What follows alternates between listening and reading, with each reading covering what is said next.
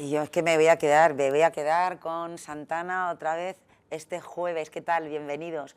Y también con El Optimista, que es un poema del cajón de los versos revoltosos de nuestro amigo Julián Yaguedoñas, que también está aquí. Es que siempre de vez en cuando vendrá.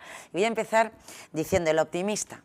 No era poca la osadía del que fácil se burlaba, de todo aquel que trataba vivir con paz y alegría, y un poquito de color en este mundo traidor que al optimista no entiende y por tanto nunca aprende quien hace el mundo mejor. Pues no, pero nosotros sí, yo sí que entiendo al optimista. Y además te voy a decir que el cóndor no pasa eso. El cóndor que pasa, no pasa. Va a venir aquí también Edwin Pérez Uberuaga, que le llamamos de broma el cóndor pasa. Pero no va a pasar porque va a pasar, pero para contar cosas importantes también en el momento que le toque. Y seguimos aquí en emisión con Samba para Todos aquí. Y también recordando a Anaí, que la hemos tenido al teléfono. Ahí te tenemos, te queremos.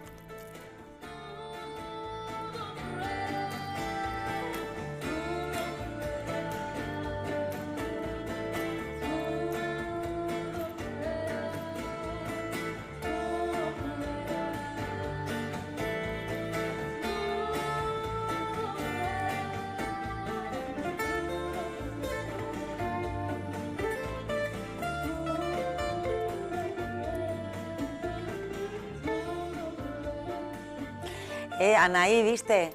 Y además con aquí Fernando Carbonell, que te acompaña a la guitarra. Seguimos también con Carlos López Cuenca, que no estás al borde de un ataque de nervios, estás al borde de una mesa, pero no al borde de un ataque de nervios. Por Dios, Nosotros estamos a tu servicio para aprender de todo lo que sabes de esa viola, de tus experiencias y de por qué estás tocando el bajo en una banda que se han llamado hoy mientras estábamos tomando un café. Y vais a actuar en... Marboré el 25, sábado 25 de octubre. Ahí tenemos que ir, a ver si podemos ir. Julián Yagüe, a ver si podemos ir. Yo trataré de ir y de hacerles... Yo me voy a apuntar casi seguro, a no ser que ocurra una hecatombe, sí, porque me gusta mucho y recordar a Carlos Santana de la mano vuestra ya, viendo cómo lo tocáis, es un placer segurísimo. Muchas gracias. Pero a mí lo que me gustaría que bailes samba.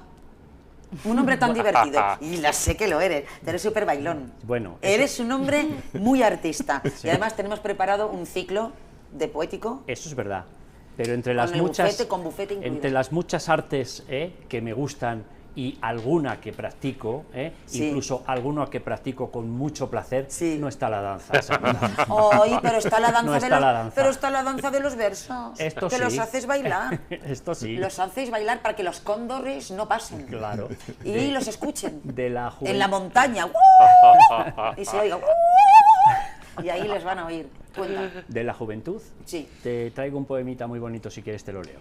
Por supuestísimo. Julieta de Osa también otra vez con nosotros, claro que lo vas a leer. Julieta de Osa, pero Julieta de Osa, ella también es muy disciplinada, como yo. Sencillamente, como estamos de tertulia, llegará el momento en que vamos a poner una composición específica, una composición de tuya, porque parece que solamente tocan Santana. Yo no sé si es el momento igual de ponerla, vamos a dejar que lo decida el equipo técnico, si quieren poner Sueños, que es una composición tuya, pues lo dejamos, si quieren, y si no, cuando nos sorprendan. ¿Qué nos traes hoy, Julieta, también? Yo sí quisiera que escucháramos a Sueños, que es un viaje musical que despierta anhelos y paisajes del alma. Nada más y nada menos que es del compositor, el maestro en la guitarra y en la música, Fernando Carbonell. Entonces, qué bueno que también se deje claro esa faceta de este hombre como cantautor. Y escuchemos a Sueños. Y sobre todo, fundamentalmente, lo más importante es que él no se lo cree en el sentido que canta. Aparte tiene muchas guitarras, tiene una colección de guitarras impresionante. Tiene un manejo de grabar también muy bueno. Vamos a oír, por supuesto, un poco. Y aparte, en Creaciones Primogénitas lo podéis poner. Esta va a ser el tiempo que queráis. Se puede volver a poner. Oigamos.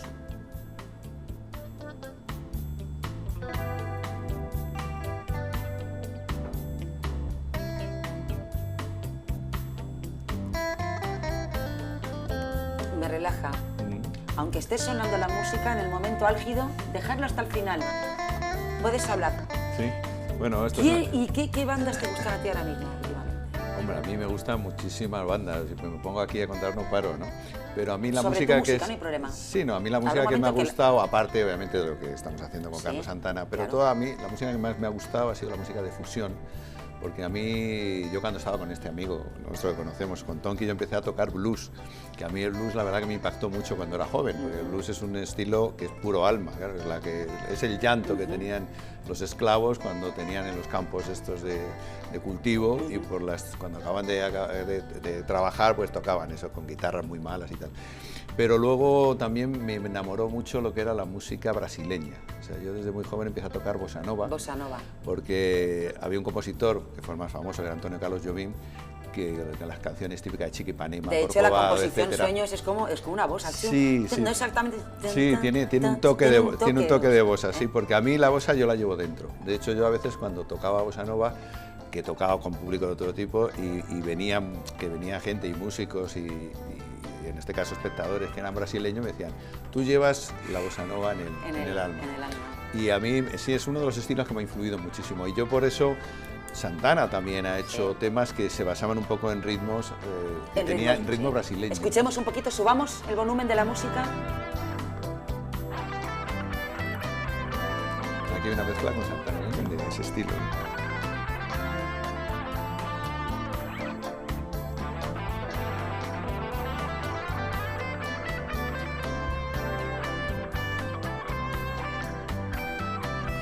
Muy bonito. No vamos a dejar colgado a Julián Yagüe, que va a hacer este poema, pero luego voy a dar el salto en escaleta rigurosa a Carlos. Ese poemita. Venga, ese poemita sobre la juventud. ¿Sí? Como has leído ya uno que es de optimista, hablando del optimismo, sí, tuyo. Pues claro, pues este también es optimista, aunque yo alguna vez me pongo también muy negro. Y dice algo así como que la juventud dura 100 años, 100 años de juventud.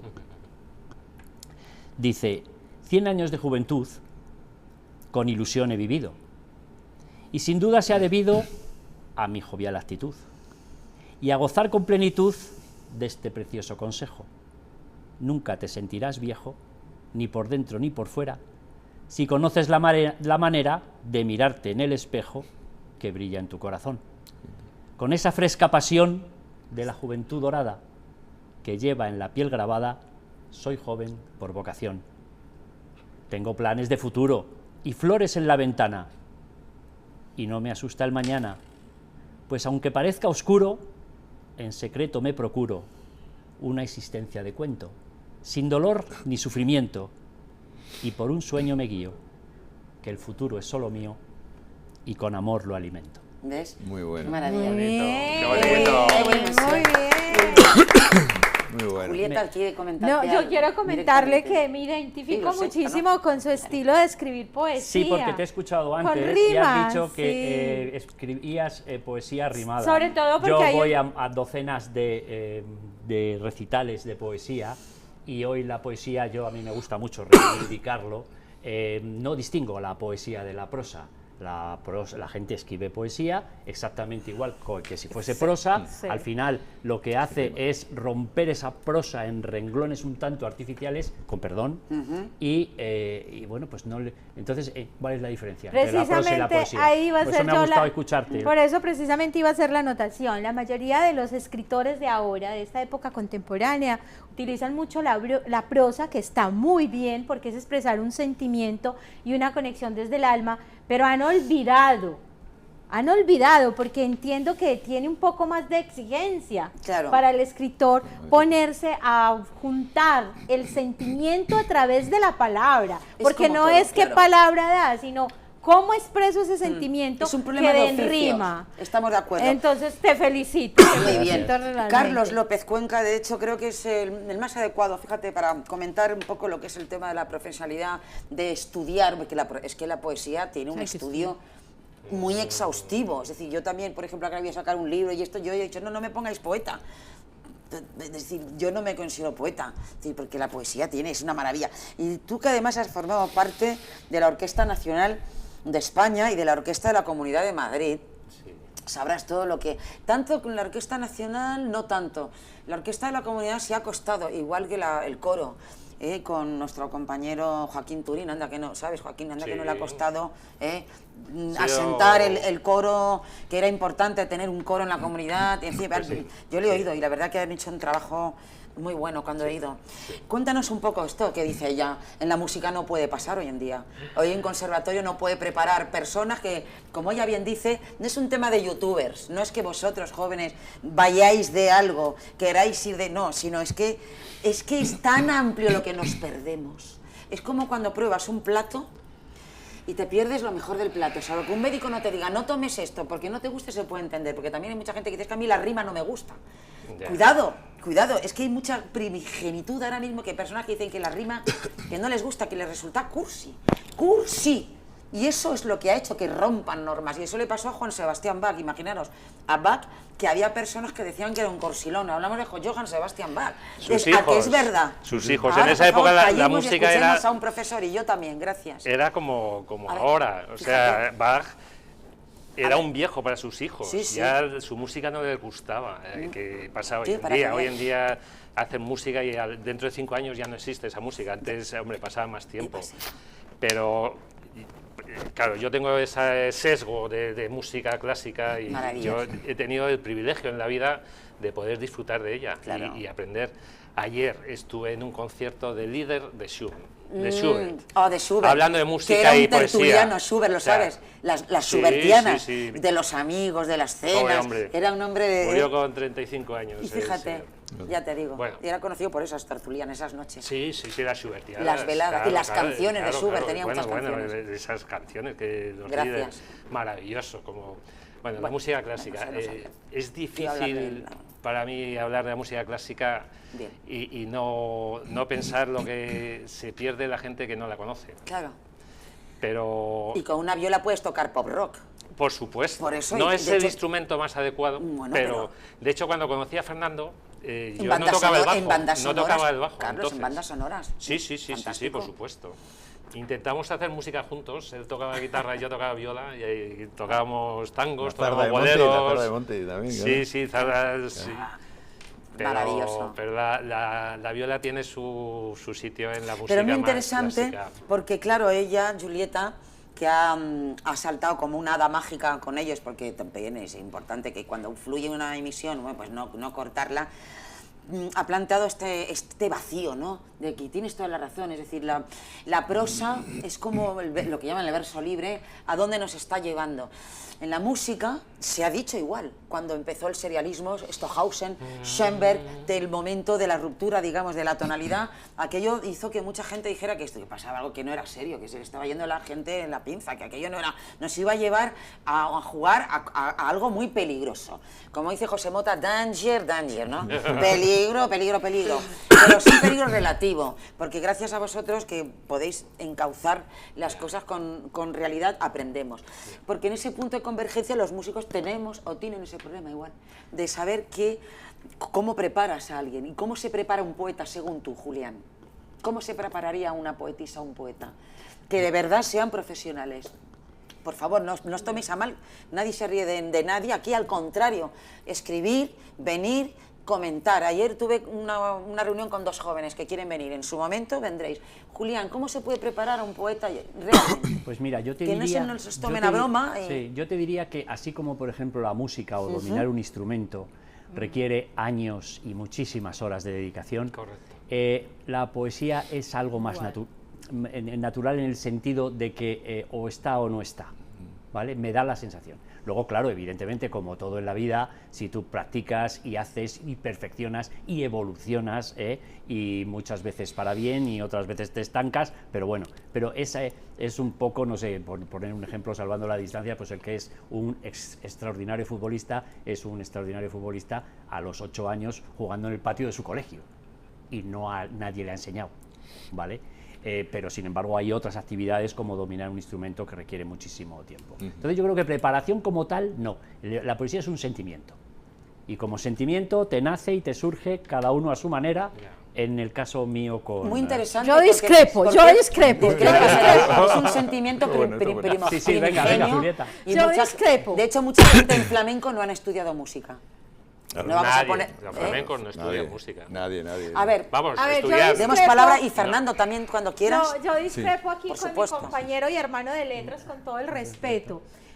Es claro que se parte de un sentimiento y de una sensibilidad que tienen los escritores, llámese poetas o llámese escritores de narrativa, pero sí hay que estudiarlo. Hay que prepararse.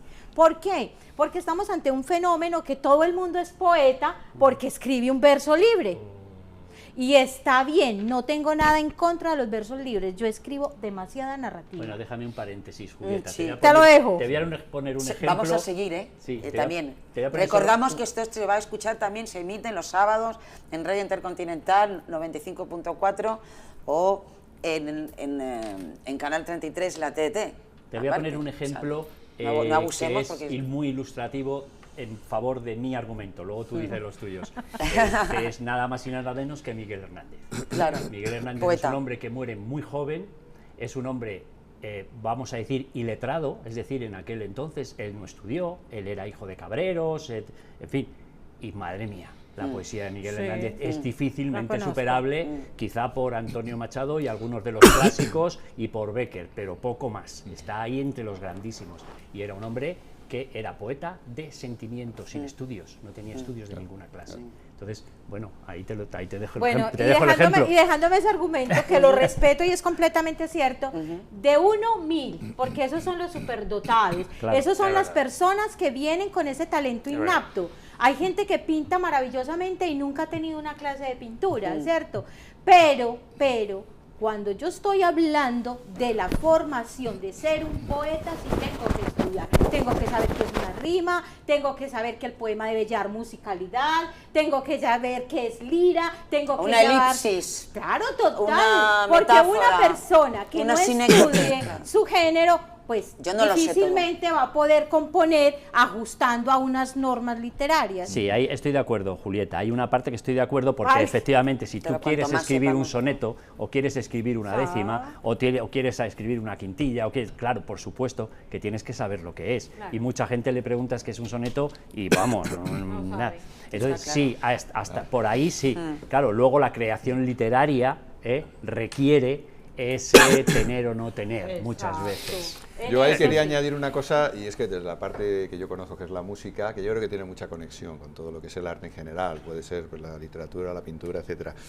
Yo creo que por un lado hay determinados, digamos, prototipos o personas que tienen unas cualidades innatas, es decir, eso lo llevan desde, como tú dices, desde pequeños, y esas personas tienen una facilidad que muchas veces, que ha habido en la música, por ejemplo, hay estilos tan sumamente, digamos, distintos, como pueda ser, pues, por ejemplo, el flamenco, el rock, el blues, la música clásica, la música también de los países y tal, música folclórica.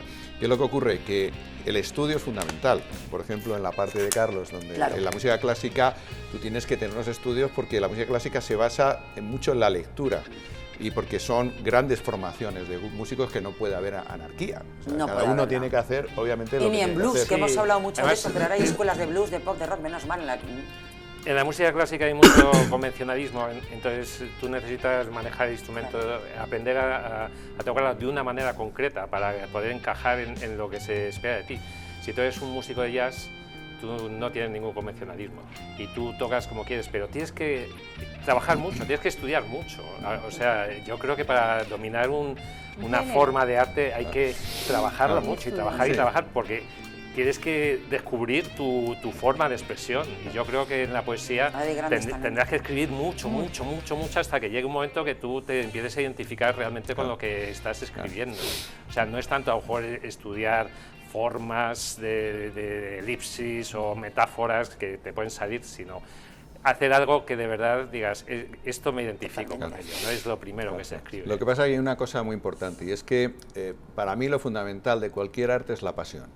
Entonces, si la persona que siente eso, siente esa pasión, eso va a salir, porque esa persona va a hacer el esfuerzo. Yo cuando tenía 11 años, yo me enamoré de la guitarra y yo estaba 8 horas diarias. O sea, yo estaba con mis estudios de bachiller y no sé qué, pero yo llegaba a casa y lo primero que cogía era la guitarra. ¿Por qué? Pues porque a mí eso me tiraba de una forma. Y empecé a estudiar porque me metieron un profesor y no sé qué, pero yo, por ejemplo, estuve un año en el conservatorio, pero yo no hice la carrera clásica de guitarra. Yo estuve siempre con profesores y de forma autodidacta.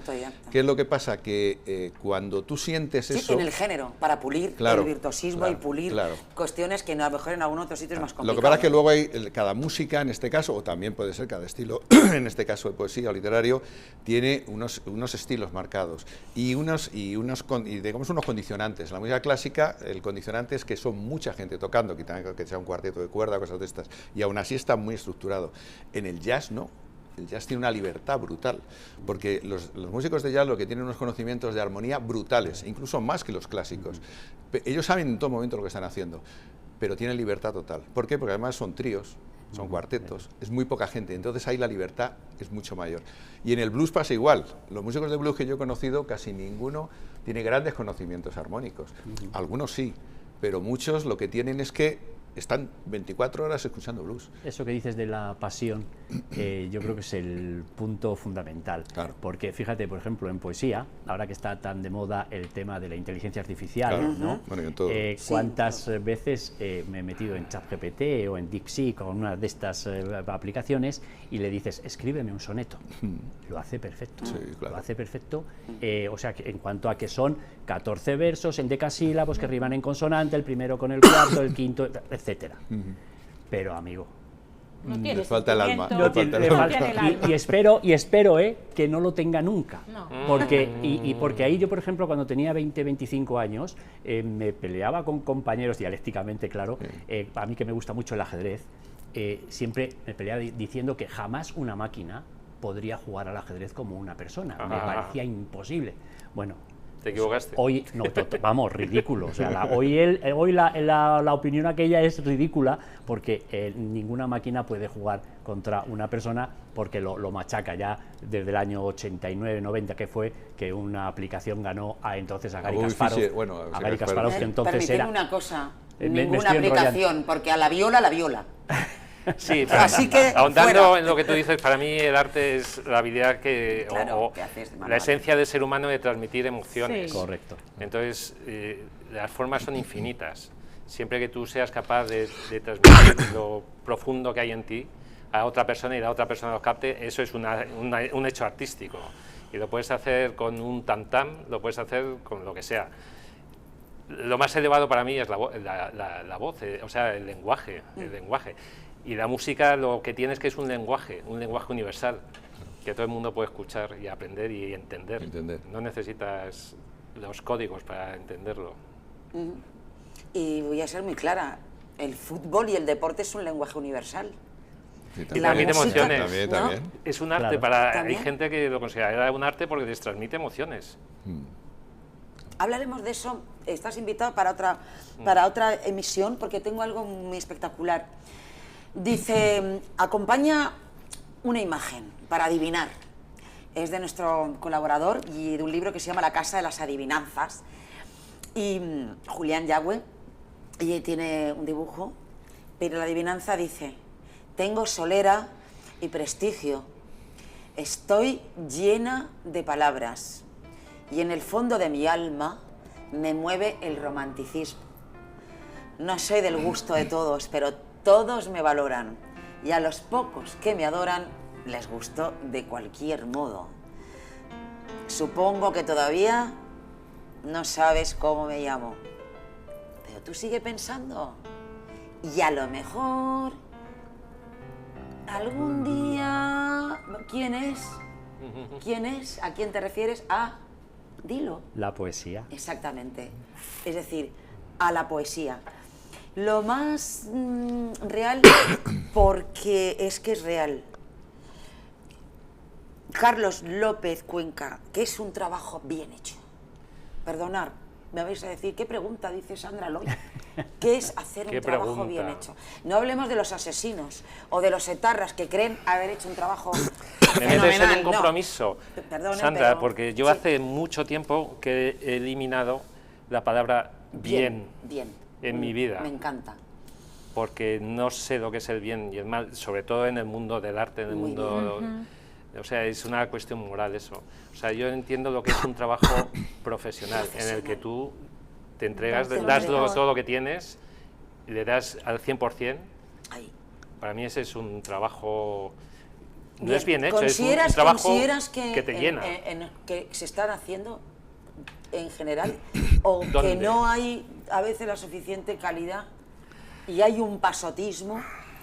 ¿Pero te refieres en el mundo En mío? el mundo, ¿En el mundo de la enseñanza? En el mundo de la enseñanza, del conservatorio no es el O momento, en pero general. En general.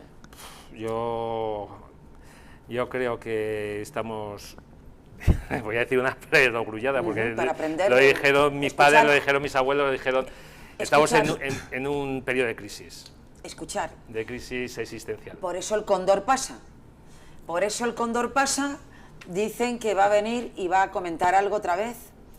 Desde Bolivia, el cóndor pasa, pero no significa que tengáis que pasar vosotros, no paséis. A ver, las cosas buenas y malas. Yo también estoy de acuerdo con Carles López Cuenca, que es muy difícil, qué es el bien y el mal. Pero qué es el bien primigenio y el mal primigenio, sí. Porque hay maldades primigenias.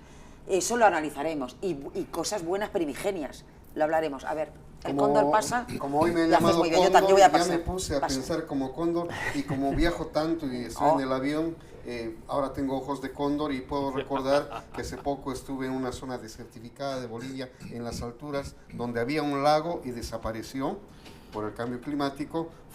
Pasé por la zona selvática amazónica, donde hay un incendio tremendo ahora, y llegando a España también otros incendios en el Nilo, que si no es el Nilo, Egipto y 10 países serían prácticamente un desierto. Y ahora me voy a los Alpes, que visité hace 3 meses, y estaba totalmente verde, o sea, no había nieve en los Alpes suizos, austriacos e italianos. Entonces, no sé cómo voy a encontrar los Alpes, pero mi mensaje como cóndor es que cuidemos la naturaleza, que hagamos poesía romántica, pero también de lucha ambiental, porque necesitamos sensibilizar a la gente, y que aquí abajo dejemos de incendiar objetivamente o imaginariamente este mundo que ya está cansado de tantos problemas y esa crisis que es permanente y que ya la han mencionado aquí. Qué maravilla, y además sería ideal en un evento que precisamente sea como una campaña a favor, tener a esta banda, Samba para Todos, Muchas gracias, y un mundo ecológico para todos en directo, en algún hay que buscarle algún sitio. Claro. Palabra a Julieta de Osa. Quédate con nosotros. Yo me despido del programa con un mensaje para los jóvenes. Y es que la tradición no se apague, tu voz transforma, tu acción construye. Sé luz, sé puente, sé cambio. La sociedad te necesita despierto, creativo y comprometido. Haz que tu paso por este mundo deje una huella. Carlos López Cuenca. Bravo, tu huella. Precioso. Para ir ya vamos despidiendo. Ya sabéis que tenéis que venir también, vendréis aquí a sorprender, a tocar. Mi huella, la emisión es tuya, sí. Que dentro de 20 años algún alumno diga, aunque ya no toque, que diga, yo tuve un profesor. Tuve un profesor. Qué bonito. Qué bonito. Así será. Así será. Julián. Venga. Mi huella. Tu huella. Tú la tienes Pues, en tus libros. Sí, bueno, ojalá la poesía y el espíritu de la poesía nos impregnara a todos muchísimo más. Iríamos muchísimo mejor en este mundo tan salpicado, como tú ahora mismo has dicho, ¿no? Pues bueno, de lo que todos sabemos, ¿no? De guerras y de la poesía nos daría un toquecito, pero es difícil. Te vamos a dar una sorpresa. Vamos a hacer una interacción aquí en poco tiempo, en la cual va a ser una interacción en real. Lo va a interpretar un actor. Ya verás. A ver si ese día vienes. Y va a haber algo especial. Y le van a dar a la poesía algo. Lo que pasa es que la poesía va a tener un momento muy malo, pero va a pasar algo, ¿vale? Y se va a interactuar, no te voy a decir. Tenemos que ir dando ya vuelo, pero vamos a ver, si volamos, ¿dónde vamos contigo? Al cóndor, ¿dónde nos llevas? A ver, ¿estáis preparados para volar con él? Donde sea. Yo me he traído, pero que no hace falta, yo no creo, me he traído un chubasquero. ¿Dónde nos llevas? A los Alpes y a los Andes. Sí, vamos. Y se descubre que cuando uno está más arriba, ve mejor el mundo y no tantos problemas, porque aquí en la tierra vemos el árbol y no vemos el bosque, pero desde arriba se ve el bosque y la armonía que hay con los ríos, con las montañas, con las estrellas en la noche y con la cosmovisión andina y la cosmovisión europea, que también es una maravilla. Vaya hombre, ¿esto no te recuerda a Messiaen? Tulangalila por ahí, sí, ¿no? Sí, los sí, pájaros, sí, el sonido, sí, de ahí. es verdad. Bueno, vamos a cogernos de la mano. Y también aquí con el cóndor. Sí, cóndor. El cóndor no vas a pasar, pero pasaste. Ahí está el cóndor. Muchísimas gracias. Hasta el próximo día, aquí desde Creaciones Primogénitas. Os queremos. Gracias. Gracias. Adiós. Adiós.